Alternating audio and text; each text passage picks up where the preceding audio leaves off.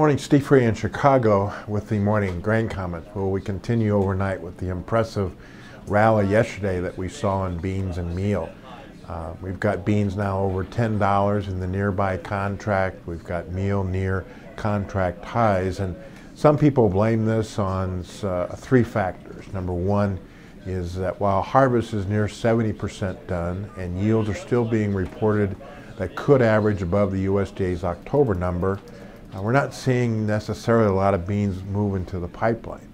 We're also seeing some rail logistics in the east that's causing meal users there to not get meal delivered to them, and they're panicking right now and trying to buy meal.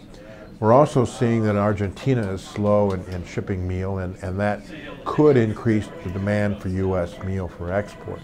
We already have people starting to raise their estimates of the U.S. crush over the USDA's numbers because of this unexpected demand, and this has the meal market extremely strong.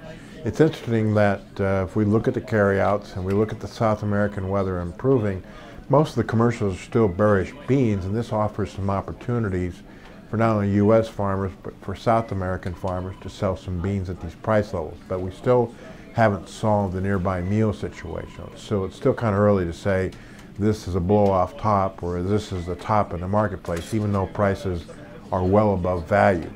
If we look at the carryouts and if we look at the U.S. crop sizes and South American crop sizes, beans are worth more like $8 than $10.30. But again, we're pushing the nearby meal market above what we thought is value.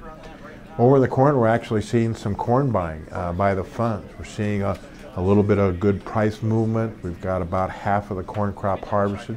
Yields are still being reported above the USDA numbers, but a lot of corn is moving into the pipeline. You have profitability in the livestock side, you have profitability still in the ethanol side, even though you've got low gas prices. So the demand is there, it's just not enough supply is moving into the pipeline. And we're already getting fund managers buying corn because they think next year U.S. farmers will plant less corn and that the crop will be smaller and prices may eventually move higher. So that's giving an uptick in the corn market. And I think it's a little early to be selling cash corn right now, especially 2015, but we're getting close to some high levels if we have normal crops next year. Wheat continues to follow. The only thing we can say about that is that the U.S. winter wheat crop is planted on time. Conditions remain near last year's level and look favorable down the road. But when we look at world wheat prices, they seem to have bottomed, in part due to concern about Russia's next year's crop.